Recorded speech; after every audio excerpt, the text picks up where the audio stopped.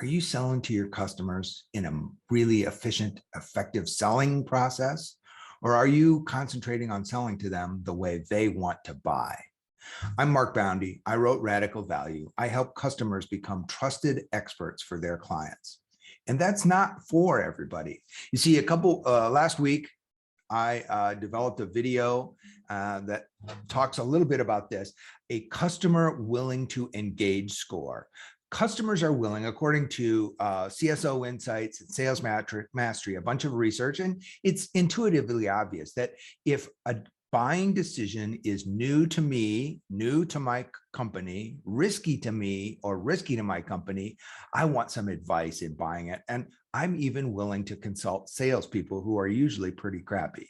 Now, salespeople have to rise to that occasion, but when it's new to me, new to my company, risky to me, risky to my company, or a really complex decision, I want some expertise. And I reach outside of my team for that expertise.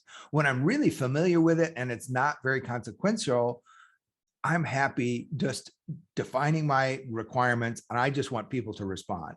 That divide and optimize, that sales model where you have cold callers, inbound call receivers, demo specialists, closers, and then lots of hands off between every one of those, and then hands off to an account manager or client success. That divide and optimize model is great when your customer knows exactly what they want to buy. If you approach somebody who's in this situation where they're really uncertain about their ability, where they're really looking for some outside expertise, and you approach them with one of these cold callers, the typical cold caller, you've actually dug a credibility hole. You may be just a fine company with fine products, but when this customer wants somebody to consult to help them make a great decision, it's not going to be the company that reaches out with a cold caller. So there's one dimension here. And of course, we're all in business, and we know that you cannot do business with just one dimension. It's got to have two dimensions. Even Gartner believes that some quadrants in those two dimensions are magic. So here's the second dimension. How many people in your buying decision?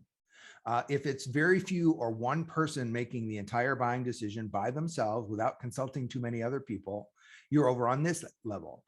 Over here, you have many people involved. This might be designing a new oil refinery or a power plant or a pipeline, or actually you're pretty far over here if you are an automotive company deciding on buying new automation systems for your assembly line.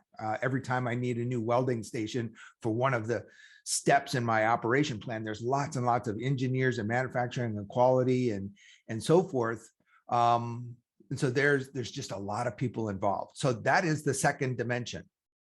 And I sold selling methodology, which is a methodology, a way of keeping track of all of those people. I sold one of these methodologies for years. And when the buying decision was very few people, we wouldn't sell that strategic selling or MEDIC methodology, because there's just the process is way too simple, and you just don't need, that's too much tool for the job. So now we've got two dimensions, which means I can have quadrants. So here's the quadrants. And I'm making fun of the fact of everybody uses quadrants, but I actually think these are pretty useful. So down here, where there's very few people and the customer knows how to buy really well by themselves, this is just transaction processing. You can sell as a bot. You can be Amazon and sell these. This is buying office equipment, office supplies for your small company.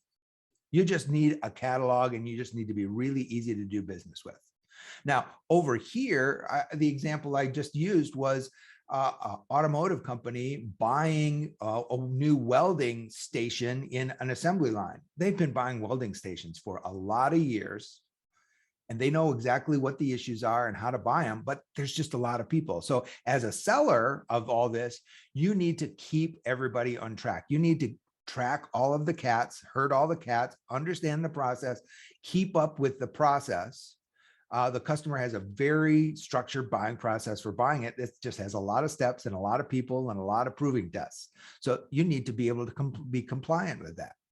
Now, up here, it's still one person, but now that person needs some advice. So now you've got a single expert advisor, somebody who can help walk that single person through and help them answer all the questions. And oftentimes you may have some great content, some expertise content, technical documentation or whatever, but typically you want to approach them with a single expert advisor. If you have a whole selling team to a single person, it can feel a little overwhelming. So you want to try to get single expert trusted advisors in this kind of a situation.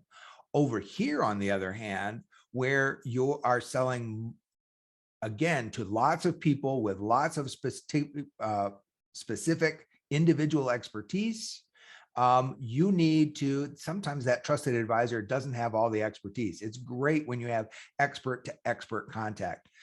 When I was selling telecommunications gear, brand new type of telecommunications equipment, so this was stuff that the customer hadn't bought before, we had a cybersecurity expert, we had provisioning systems expert, we had stability experts, we had expert to expert contact answering all the questions that the customer came in contact, and nobody in the world had enough expertise to answer every single question.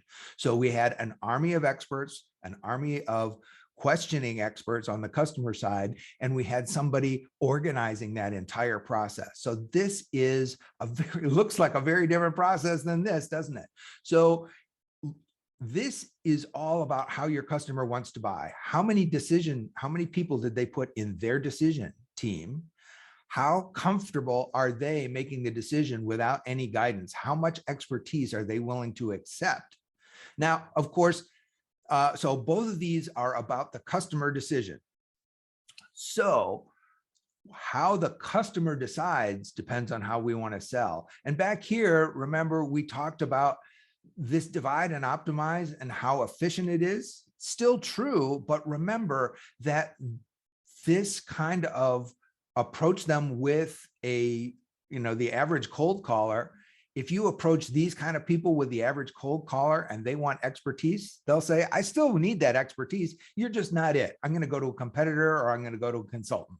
Now, if they go to a competitor, where does that place you? As soon as those needs have been defined, now they might bring you in if you're an industry leader, but now you're selling to somebody else's spec. Now, there is some time where you want to be able to have, as an expert, you want to be able to tell somebody, I know something about this decision. It's not quite as automated a decision. Something has changed.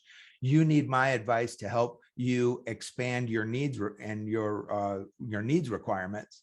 And so sometimes you can get some expertise to move somebody, squeeze them up a little bit more. Here, you can, if somebody is over here, sometimes you can say, I have some value. My product delivers an outcome that's important to more people in your company. And so you want to add people to the buying team who are natural allies for your value. So these aren't static. Where you find yourself, there are ways to kind of shift yourself a little bit more towards this if you want to be a trusted expert. But again, if you want to stay that divide and optimize model, do it. I hope this helped. Call me if you need any help, want to talk about this further, would like a copy of the diagnostic, because I've developed a diagnostic for this willingness to engage. I am at mark@boundyconsulting.com, or you can go to my website, boundyconsulting.com, or buy my book, Radical Value, which is, the cover looks like this. Thanks, and have a high value day.